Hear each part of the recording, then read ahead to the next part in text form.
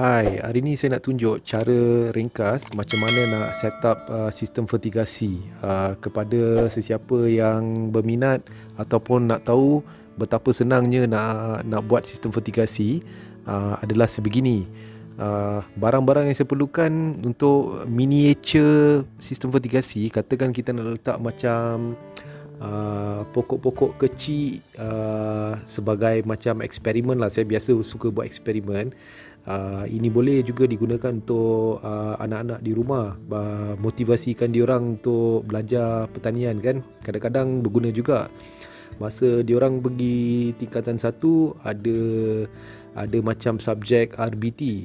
Dalam RBT tu pun diorang akan ajar cara sistem fertigasi. Jadi kalau macam ada yang petani-petani peladang-peladang yang dah buat sistem fertigasi, tapi susah nak ajar anak diorang, mungkin boleh tonton video saya lah sampai akhir. Ini sebagai cara yang paling mudah nak set up sistem fertigasi.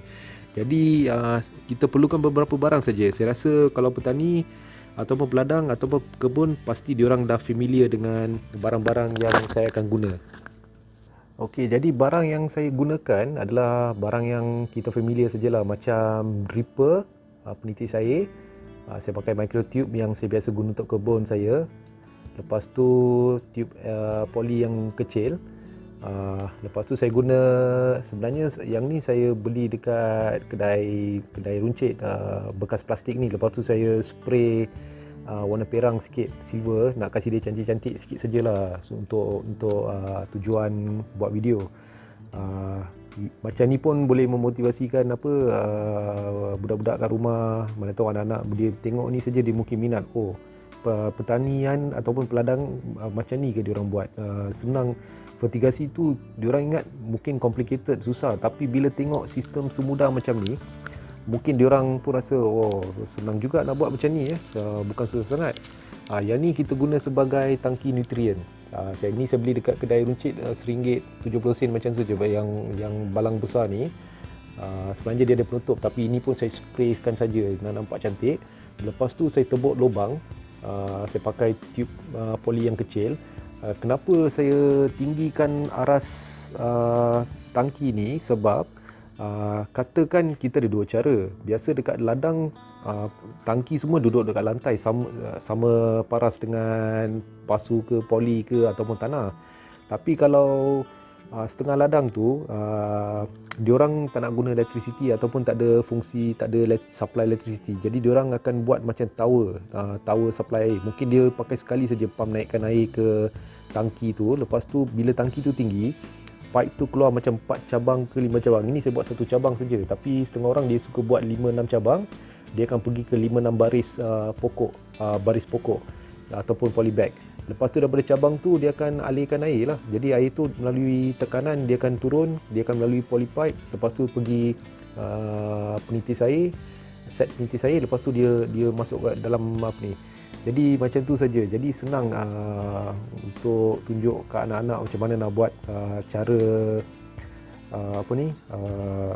sistem fertigasi yang paling mudah. Yang ni saya cuba buat lah. Mana tahu saya mungkin boleh letak pokok yang kecil kat sini, nak ajar ke, nak sebagai penunjuk ke, macam mana pun kita boleh gunakan. Ni sebagai info sajalah. Okey, sekarang tangki ni penuh dengan air. Saya dah masukkan air dalam tangki ni. Lepas tu kita tengoklah dia punya dripper ni berfungsi macam mana. Sama dekat kebun saja. Dripper tu mengalir melalui tekanan daripada atas ni. Dia melalui tekanan, dia masuk tube besar poli, lepas tu dia masuk dekat microtube, lepas tu dia keluar dekat dripper penitis air. Dia macam ni. Jadi semua ni berfungsi. Saya letak macam 5-6. Jadi kalau aras dia tinggi, dia memang ada tekanan nak turunkan air ke bawah. Jadi daripada kita nak mengairi macam kita nak bagi air untuk 5-6 pasu ke 10 pasu ke, kalau kita buat cara macam ni, kita tuang dalam balang tu saja. Jadi penitis air ni akan uruskan kerja memberi air kepada pokok kita. Jadi kan senang. Jadi ini salah satu info sharing yang saya nak buat. Saya rasa macam satu kegairahan nak tunjuk benda ni untuk viewers saya, supaya boleh bagi motivasi lah siapa-siapa nak mula berkebun ke kat rumah ke, ataupun nak nak rasa kalau nak tanam macam 20-30 pokok tapi malas nak menyiram pokok. Jadi salah satu cara diorang ada macam table makan yang tinggi kan, diorang boleh letak balang besar, buat cara macam ni. Yang ni dia menitis saya sebab saya buat tadi tak gam habis-habis. Patut saya kena tebuk lubang gam habis-habis, tapi tadi saya buat cara tergesa-gesa, jadi dia ada leakage lah. Tapi biasa kadang-kadang dia tak kena pun macam tu. Jadi okey saja. Kalau tak nanti saya uruskan benda ni, dia dah okey dah. Jadi okey saja. Jadi kalau ada 20-30 pasu, kalau kita buat sistem macam ni, pagi kita bangun kita isikan balang besar ni aja. Bila isikan balang besar ni, air terus turun ke pokok-pokok kita melalui sistem fertigasi. Kan senang.